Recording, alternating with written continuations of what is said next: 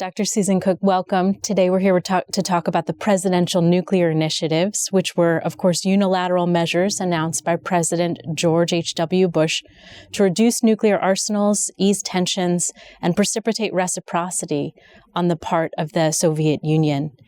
You've written extensively about how these measures were significant. They were unprecedented and produced non-treaty-based arms control that was unilateral initially and highly successful. What role did you play in the process of their development or implementation? And where were you in the government at the time? I was the Assistant Director of the Arms Control and Disarmament Agency for Strategic and Nuclear Affairs. So may I just call them the PNIs? It makes it easier.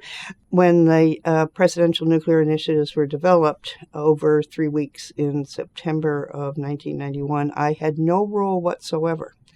It was a very small group, initially set in motion by the president himself. The name Presidential Nuclear Initiatives is not a misnomer. It really was Bush 41's initiative.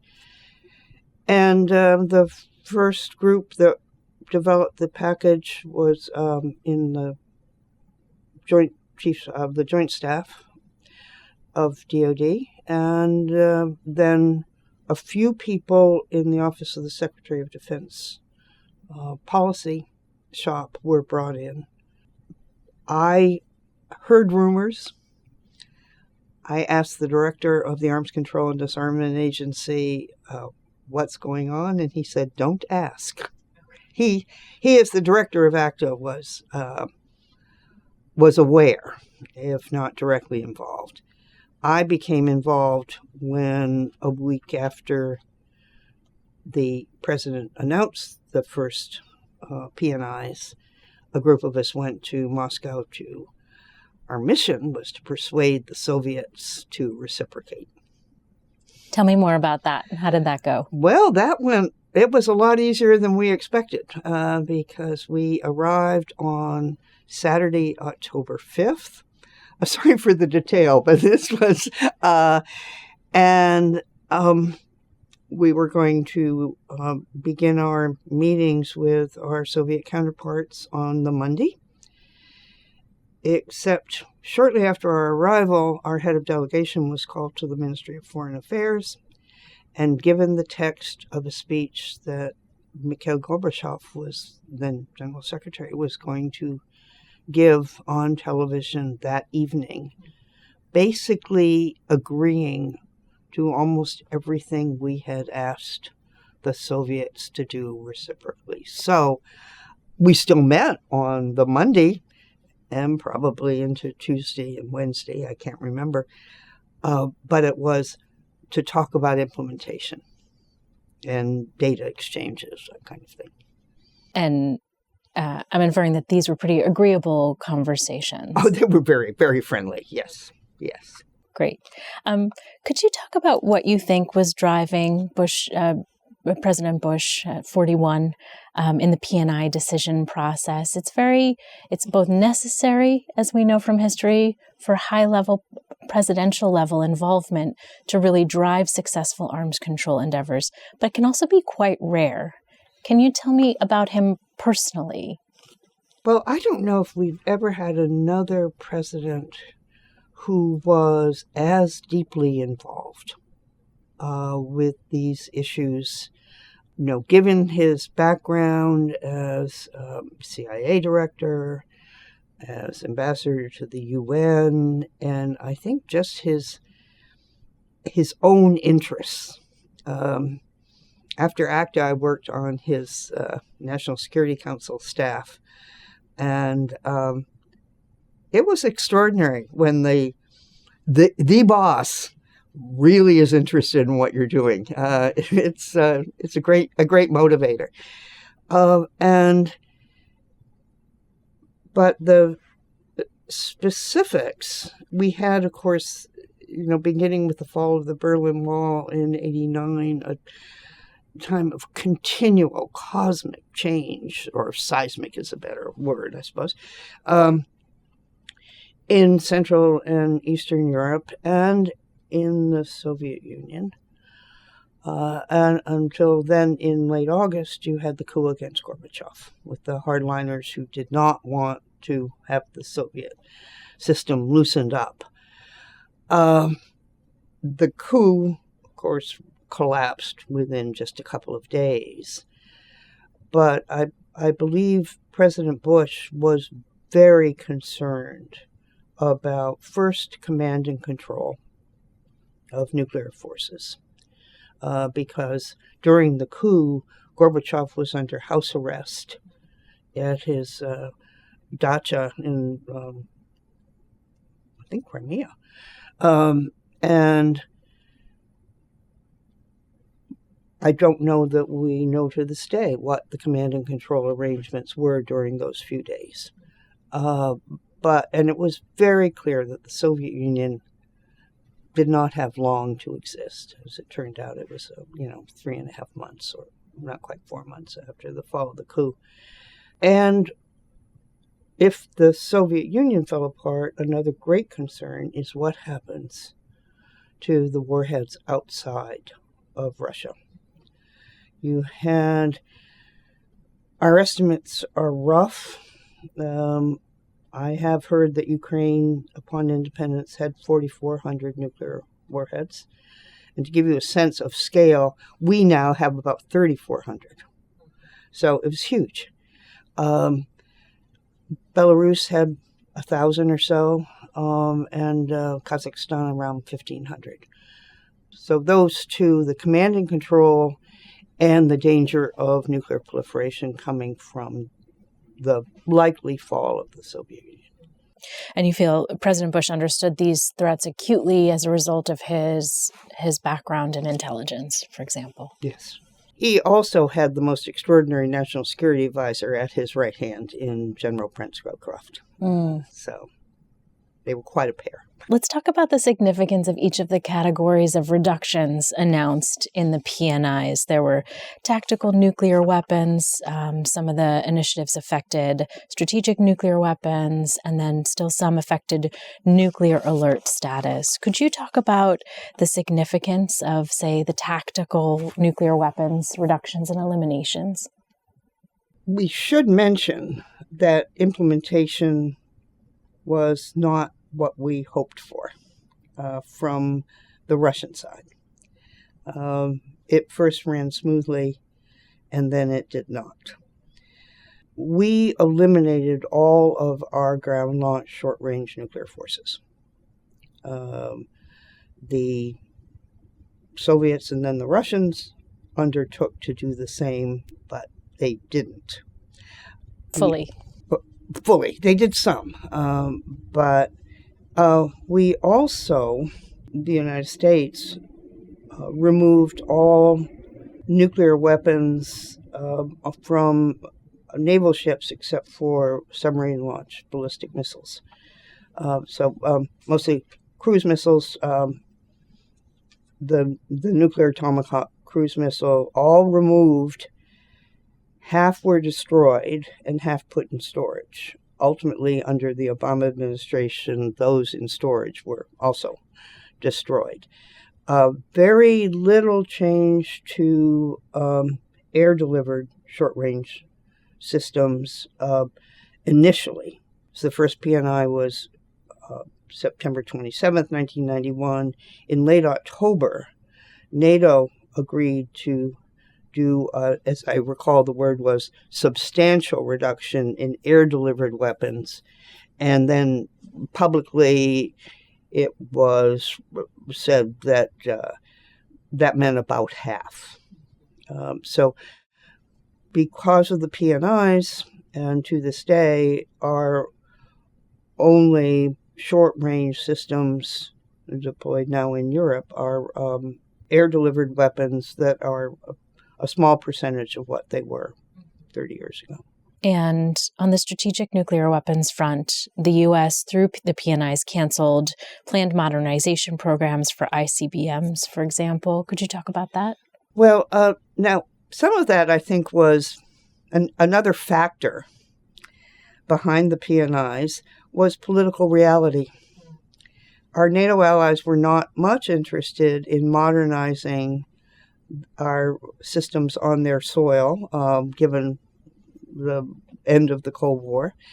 And Congress was not much interested in funding a lot of new systems. Plus, we had, it's hard to imagine, at least for me now, we had very serious plans to deploy mobile intercontinental ballistic missiles, both the Peacekeeper and the small ICBM. So the first move was to cancel the mobile ICBM and Peacekeeper, small ICBM and Peacekeeper. I do believe Congress was not interested in funding those. Later, in the second PNIs in January of 92, the small ICBM was canceled entirely, and Peacekeeper, land silo-based Peacekeeper, was limited to 50 missiles. And then finally, nuclear alert status. Oh, yes. Well, the most notable, we took our bombers off alert. They had been on continuous alert since 1957, as anyone who's ever seen the movie Dr. Strangelove is well aware. And so on September 28th, 1991, they were off alert. And a colleague of mine who was then a colonel and retired as a 4-star Air Force general was at, I think it was Minot Air Force Base, one of the North Dakota bases. And he watched the crews come out. There were the bombers on alert, ready to roll, and the crews came out and rolled them back to their hangars. And they had a little kind of ceremony. And they have never gone back on alert. That's quite significant. Yeah. So reducing the readiness of strategic forces, this is an Arms Control 101 course. Mm-hmm. Talk about how that's viewed as stabilizing and why.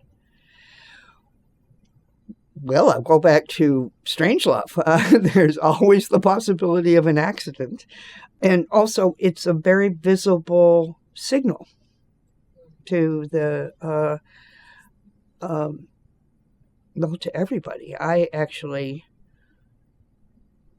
spent my college years in a very small town in Massachusetts that, while a very small town, was 7 miles from the second largest Strategic Air Command base in the country, the East Coast headquarters of Strategic Air Command.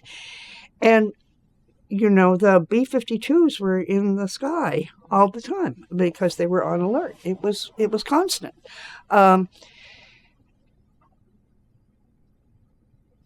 So there's safety, there's political gesture of goodwill. The U.S. government has never gone to de-alerting our land-based ICBMs. Now, it's been a frequent aim of many arms control advocates, but that, for us, a bridge too far. And all administrations have agreed. Now, it's not part of the PNIs, but, in 1994, we did de-target our ICBMs. Now, again, that's political. And that was a mutual, we and the Russians both agreed to do it. And it meant you had no targeting information I'm a political scientist, so I don't know how things work, but no automatic targeting information. It would have to be put back in. And for Minuteman, I think they had to have some targeting information. So the targeting information was into the broad ocean area. I don't know if the Russians still do the same thing. Hard to verify. Impossible to verify. At the time in 1994, we trusted each other. Mm-hmm. Yeah, that hard was to imagine that yes, today. Yes, Absolutely. Yeah. All right, thank you. I want to turn to the reciprocal Russian measure that followed. Gorbachev initially announced parallel reductions that were later carried out by Yeltsin after the collapse of the Soviet Union. And these, of course, included the withdrawal of Soviet tactical nuclear weapons from Eastern Europe, as well as some other locations, the dismantlement or destruction of many Soviet nuclear warheads, and a reduction in strategic forces, including the decommissioning of certain ICBMs and heavy bombers.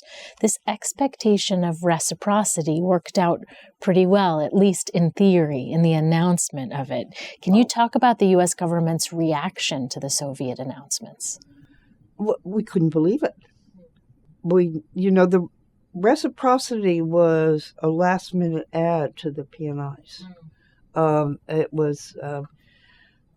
It came from Office of the Secretary of Defense. It was phrased initially as a challenge, which tells you something about we were in a transitional time.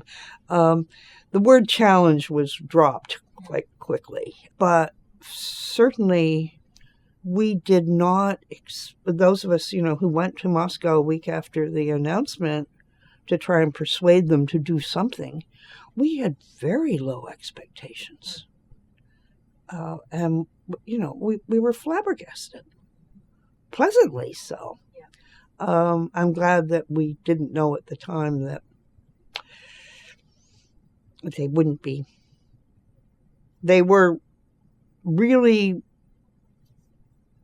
implemented honestly for a year or two.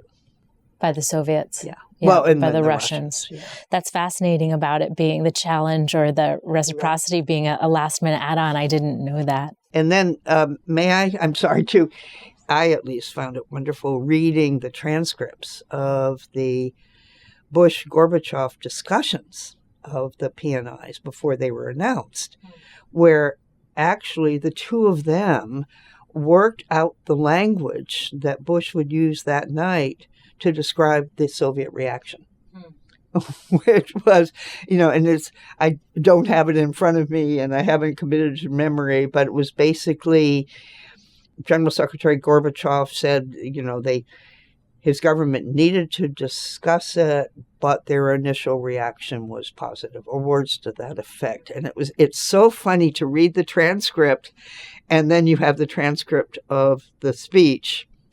And yeah, they're the same words. Heads of government as action officers. We talked a little bit about the significance of the PNIs for nuclear risk reduction. Could you talk about the legacy of that concept in U.S. policy since that time? The background is, near as I know or recall, of course, the concern with nuclear risk reduction really dates from the Cuban Missile Crisis. So that the first little step you have is the hotline. To have some form of communication, and which was a fax. Oh, no, it wasn't even a fax machine. It wasn't a fax machine until the 80s. It was low tech, but it was a step. But the concern just grew by leaps and bounds with the coup, with Ukraine's declaration of independence in 1991, so the concern, as we mentioned, about both proliferation and command and control, and then we get in December of 91 the non-nuclear program, later called cooperative threat reduction. Who's, in the sense, I guess the name says it all. And it's interesting, I don't know if people know, the nuclear risk reduction centers, which were established just, I think, at the entry into force of the INF Treaty to be the date for the data exchange. Is my memory correct here? The proposal for the risk reduction centers came from the Senate Armed Services Committee, and particularly from the then chair, one Sam Nunn. It was the first project I was given when I was first on detail to OSD in the early 80s. But so this had been a concern of the senator for a very long time, and just everybody really believed him by 91. Tell me about that detail to OSD. This was one of your first jobs? It was my first policy job. I had been an academic, and then when my field was French regional politics, and then I was a CIA analyst, supposedly for 1 year, but I never went back to academia. And my field was West European politics. So Ron Lehman, who was in OSD policy at the time, requested that I come on detail to work for him to advise him on the European politics of intermediate range nuclear force deployments in the year of the missile, 1983. And so that was my introduction to arms control. Wow. And I didn't go back to the agency, and I still follow French politics, but not nearly as closely as I used to. Fascinating. Thank you. All right, Dr. Koch, oftentimes plans for arms control treaties or initiatives differ at their inception, or this inception of the idea, relative to what you get in the end. In the PNIs were no exception. In this case, there was a difference between what the president wanted and what he got in the end. Are you familiar with any of that lore? Not at all. Not from the U.S. policy perspective. Minor refinements, the retention of B-61 nuclear bombs in storage, some naval tactical nuclear weapons retained in inactive storage as a hedge. Oh, that was the Slickums, a submarine-launched cruise missile. Absolutely, that was a compromise. I don't know that the president was that specific about what he wanted, but the Joint Staff proposal was for submarine-launched cruise missiles to do what ultimately happened, which was eliminate them all. Okay. And OSD policy said no. Because? Again, I'd have to read my own monograph to remember the details. And I think OSD policy wanted to keep them all and keep them deployed. And as I recall, it was Secretary Cheney who said, okay, it was a Solomon decision for what the DOD proposal back to the president would be, which was remove all, keep half in storage. Fascinating. The B-61, the only warhead discussion that I'm aware of was another one where, hey, it was just acceptance of reality, and that was the end to W-88 production, the submarine-launched ballistic missile warhead, because W-88 was produced at Rocky Flats, and the Environmental Protection Agency had shut down Rocky Flats because of horrendous pollution. So we added and then to W-88 production in the second PNI. Production had already ceased. I'm sounding cynical. I don't mean to sound cynical, but you're fine. So this debate about removing submarine-launched cruise missiles, sounds like it had been settled, right? We moved on to eliminate them completely under Obama, and they're back now. Do you have thoughts on the return of the submarine-launched cruise missile? I mean, this is, Susan Koch, who has no role whatsoever in anything. I am actually a great supporter of this. Of redeploying. because the tremendous disparity in short-range systems between us and the Russians. If anyone wanted to redeploy ground-launched short-range systems, if the U.S. wanted to nuclear, I don't know who would accept them. Possibly Korea. But then what the impact that would have would be great.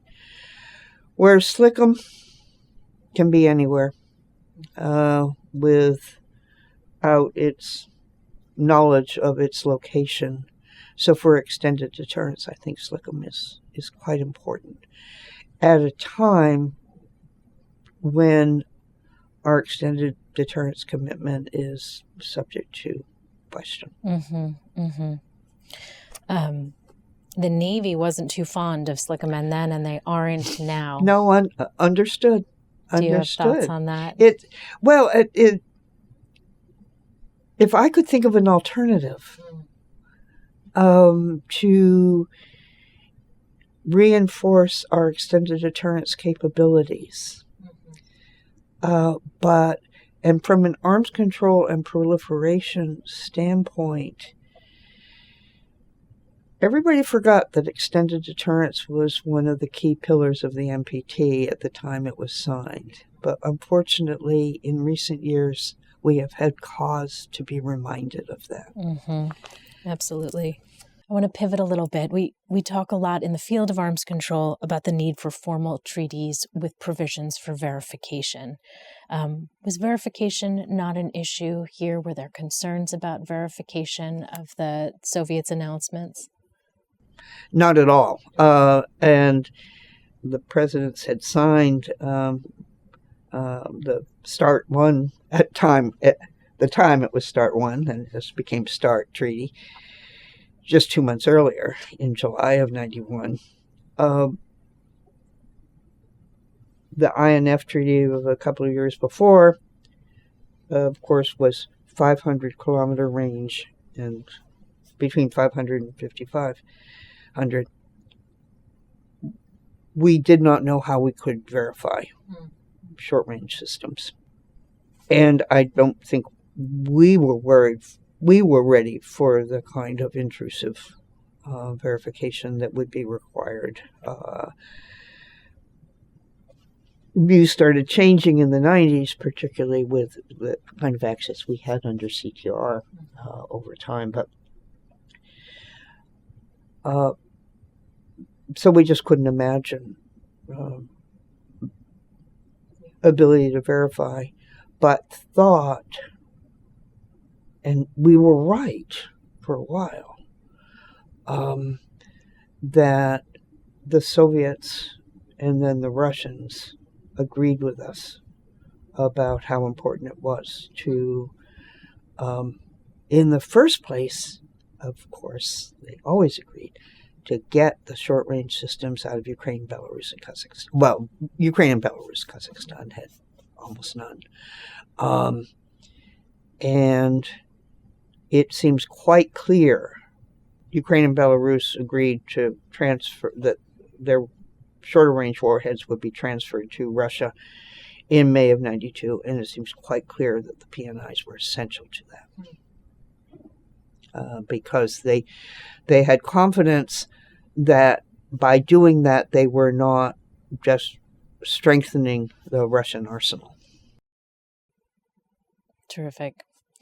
Pivoting again, Dr. Koch, we talked about how Russians didn't complete their implementation. They may not have fully dismantled their stockpiles of tactical nuclear weapons. Indeed, reports suggested that Russia retained or deployed certain tactical nuclear weapons in subsequent years, especially as relations with NATO and the U.S. deteriorated with NATO expansion. Could you talk about that a little bit, please? I don't see that NATO expansion had much to do with it. And I can really only talk about when I was directly involved, which, I left government in the very beginning of the Obama administration, but I was particularly directly involved in the 90s. And here there becomes a real overlap between the PNIs and the Cooperative Threat Reduction Program, if I could. And when we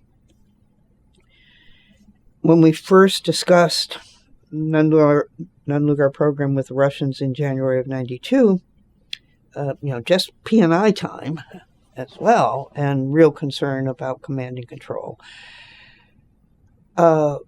We did not talk to the Russians about the security of warheads. We talked about security of material, and particularly security of material that would be freed up by the dismantlement of warheads under the PNIs.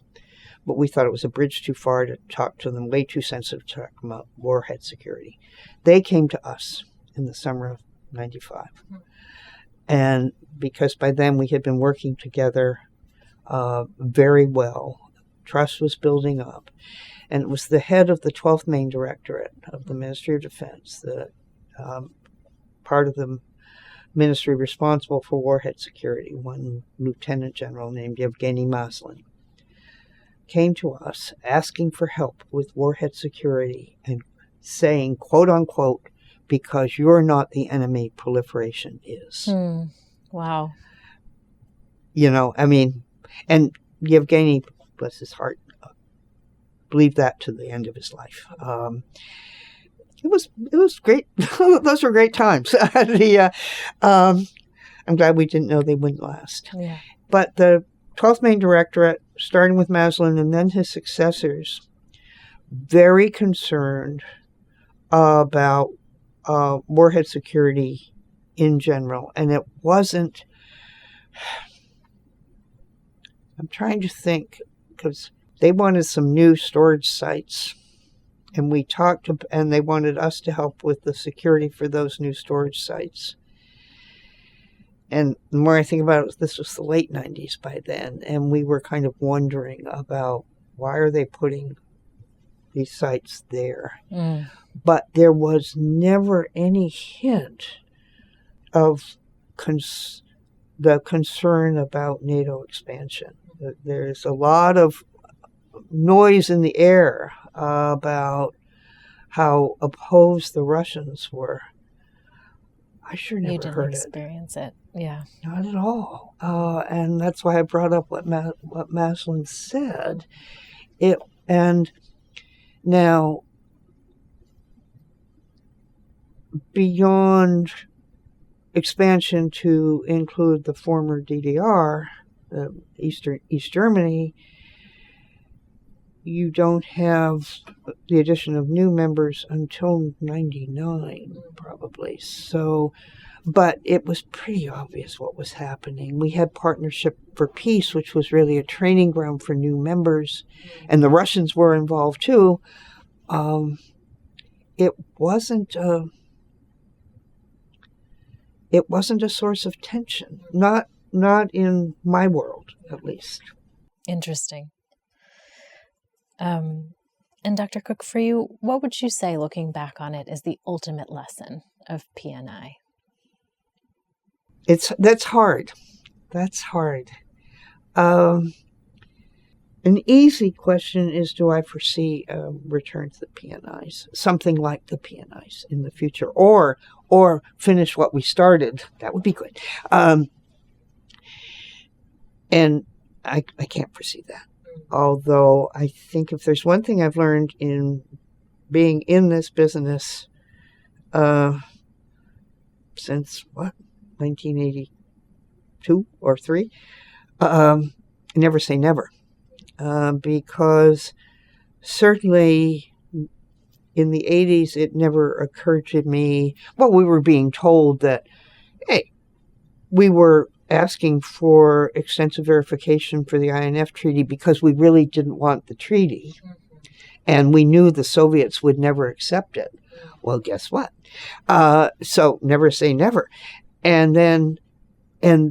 But still, even with the extensive verification of INF and START, it never occurred to me that I would be trotting around these super secret Soviet nuclear cities or bases, like the SSBN base at Severodvinsk, where they were building the Typhoon submarine undercover, so we couldn't see how big it was, etc.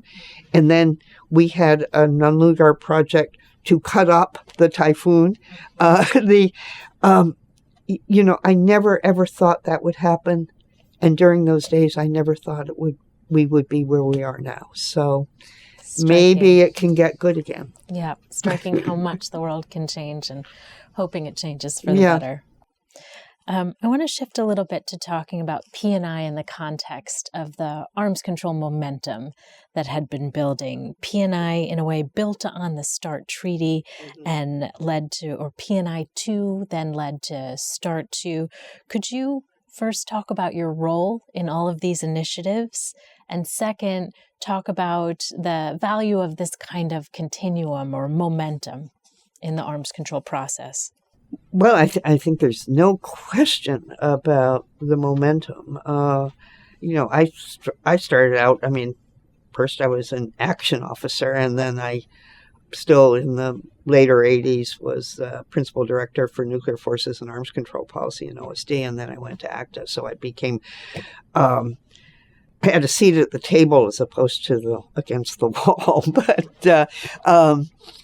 I think, INF was a surprise, although it was building when, one of the great coincidences of history,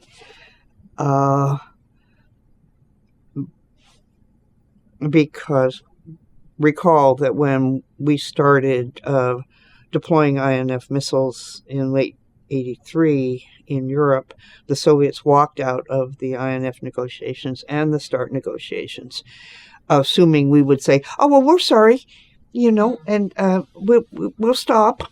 Just please come back to Geneva." And of course, we kept on deploying. So in January of 1985, they agreed, okay, we will start up INF, START, and new defense and space negotiations. We started in March of 1985. Also in March of 1985, General Secretary Konstantin Chernenko died and was succeeded by one Mikhail Gorbachev the same month. Coincidental, but very fortuitous. Helpful. Yeah. Fortuitous is exactly the word, because he made a huge difference. Would the old guard have done INF? Probably not.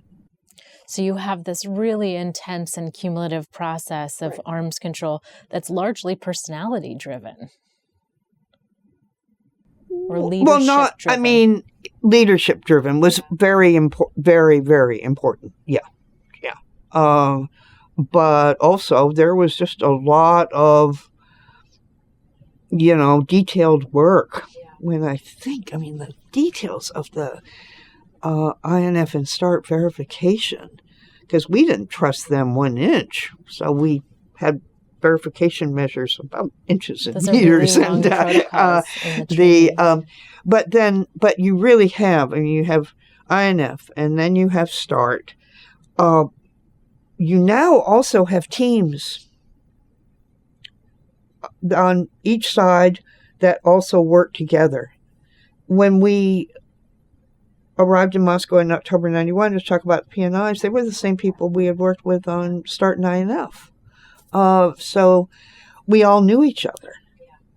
That helped a lot. There's a lot of concern about losing that capacity, that infrastructure within the Department of Defense right now, for example, absent existing treaties, but also pending the new START's termination date. As near as I know, and I'm not close to it, when this is self-serving in a sense, because I think OSD policy had a really first-rate arms control shop back in the day. But that was under Bush 43 under Secretary Rumsfeld that arms control shop was taken away, and it's not been rebuilt. Yeah. It's very hard to rebuild.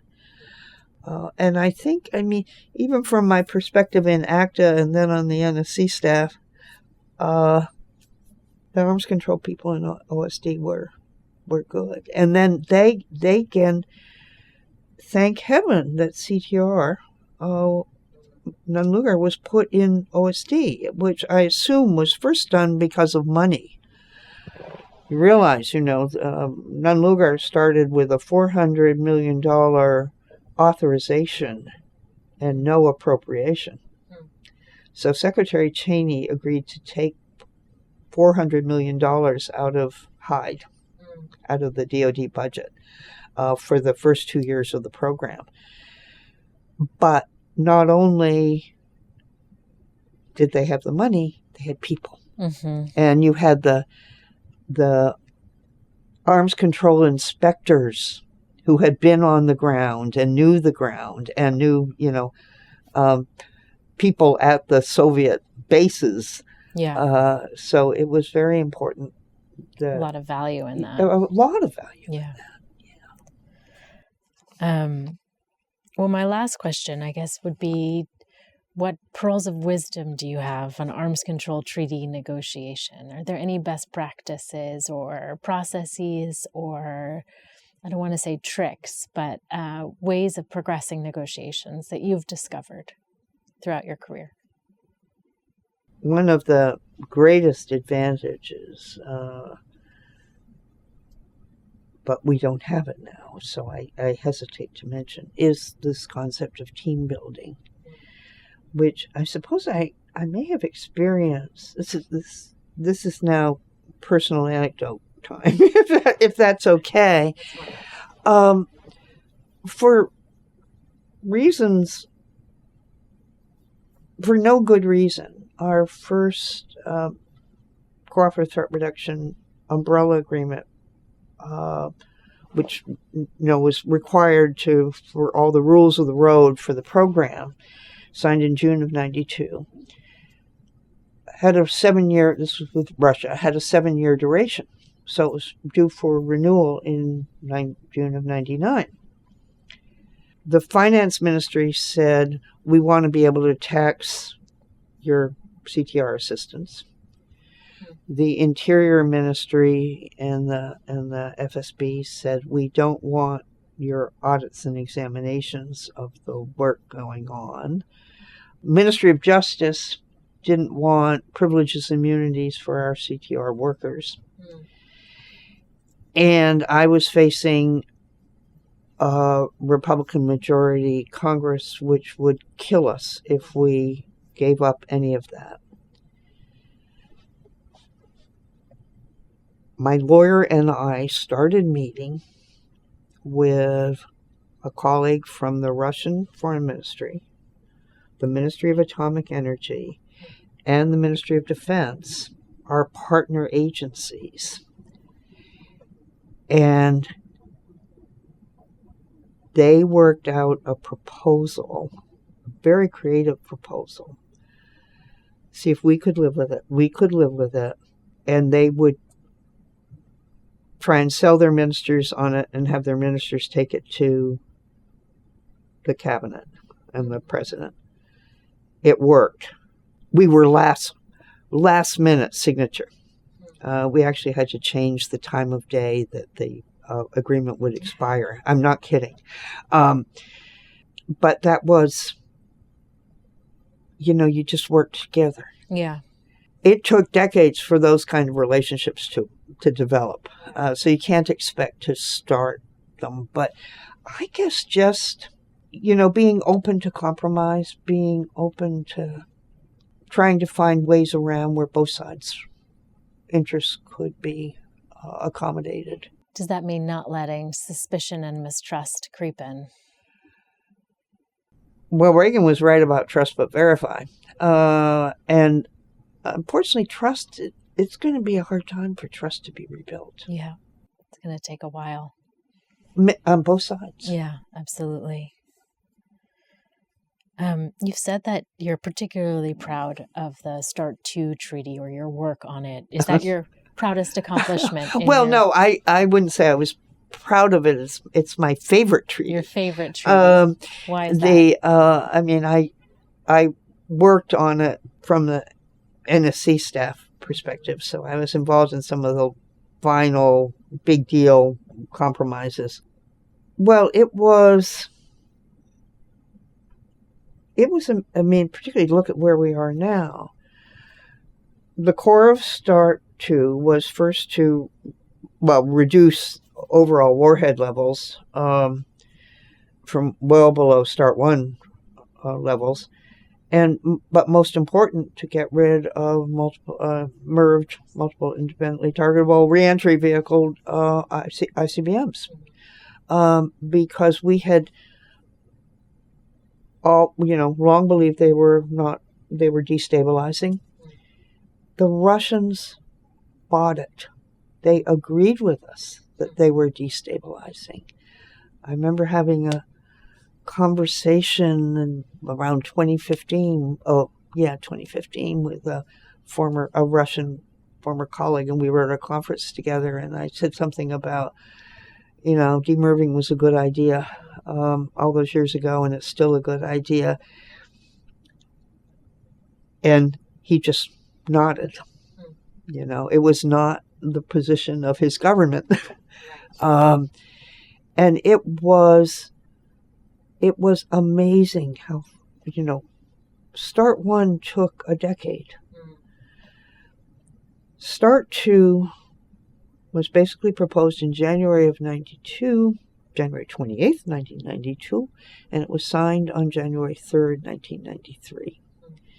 So it was a very easy negotiation, all things. There were some tough issues, but we were working together. Mm-hmm. We had the common goal. And it was strategic stability as opposed to get those Russian numbers down. And also, START 2 is a lesson in how to do a presidential transition. Because there were, beginning of November 92, there's still a lot to be decided, and President Bush loses the election. Yeah. Well, in the first, of course, the incoming team had no veto, but we also wanted to make certain that they supported the treaty because they were the ones who were going to have to shepherd it through the Senate. We were on the phone constantly for and I knew I would have been fired if I hadn't picked up the phone when we were, hey, we're, thinking of this move. How do you react? And they were, they were careful on their side too about what was proper. The treaty was signed on January 3rd. The Clinton team strongly supported President Bush signing that treaty, as opposed to saying, I want my guy to sign this treaty. I don't want to sound cynical. But, we kind of took it for granted. Among other things, they did not want the treaty to be lost in the chaos of a transition. Friendly transition, but chaotic nonetheless. So it was signed on January 3rd. We got the package to the Senate before the 20th of January. I can't remember the exact date. It was like the 19th or maybe the 18th. So that it was all set it was already before the Senate. What it said about shared strategic goals by a former adversary and now a partner, what it would have done, can you imagine what the Russian ICBM force would look like if there were still a START 2 treaty in force? What it was like for domestic politics. And of course it never came into force, but that's a whole other and sadder story. Could you talk about what it was like to be a woman in such a male-dominated field?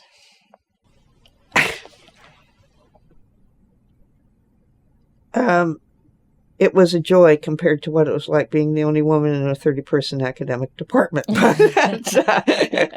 I mean, this is actually true. I really didn't see it as an issue. I saw it a bit when I was at CIA. So maybe that's just kind of time and tide. CIA was the one time where I was passed over for a promotion because I was a woman. I mean, it was pretty obvious it was because I was a woman. The promoter kind of made it clear. I expected it would be a real problem in the Pentagon. Never really felt it. Now, it wasn't a problem because my dealings with the Russian military were closest under Nunn-Lugar. And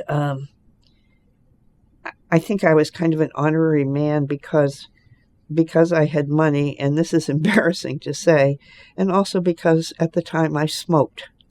So I smoked with my male buddies. And so it, perhaps I'm being naive, but I don't think so. I really didn't feel it. And of course, well, now I have, younger colleagues call me a pioneer. And it's like, oh dear, I didn't put on the bonnet. Because, of course, it's great to see that there are now so many. And there were always a few of us, but there are now many more. Absolutely. You've had such an impressive career, Dr. Koch. I've been lucky. What are you proudest of? I don't know that I'm proudest. I certainly got the greatest sense of satisfaction from the work we did in Nunn-Lugar. I mean, and I suppose it's sad to say, given what happened eventually, but the denuclearization of Ukraine, that was hard.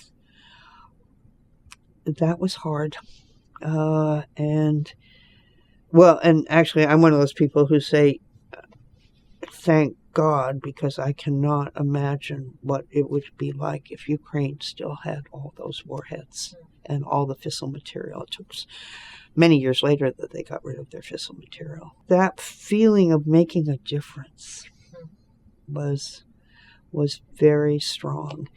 And then I guess the most satisfactory job I had was being in Bush 41 NSC staff from late 91 through early 93, because that was the most extraordinary time. Thinking like, all of a sudden we had the Nunn-Lugar program. Depending on your point of view, it was either given to us by the Congress or foisted on us by the Congress. But none of us had ever done anything like this. And there were poison pills in the legislation designed to prevent the program from ever starting. Interesting. And I chaired the interagency group that kind of set it up, and also courtesy of the DoD General Counsel at the time came a way of, I'm going to mix metaphors, of defanging the poison pills so that we could get the program underway. And so that's, because this was not the kind of thing we had ever done.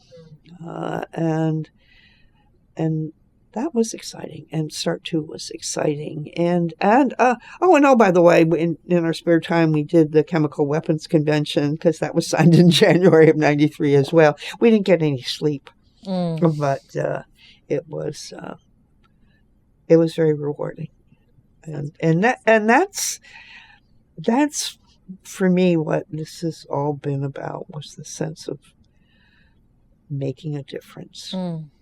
And I don't want to overstate my role, God knows, but that, you've done what you could to help. Any words of advice for those interested in arms control and nonproliferation efforts today? Go for it. Because one of my greatest concerns, we touched on it briefly, was the people like me are disappearing. But also, we just do not have the people, the expertise that we had before.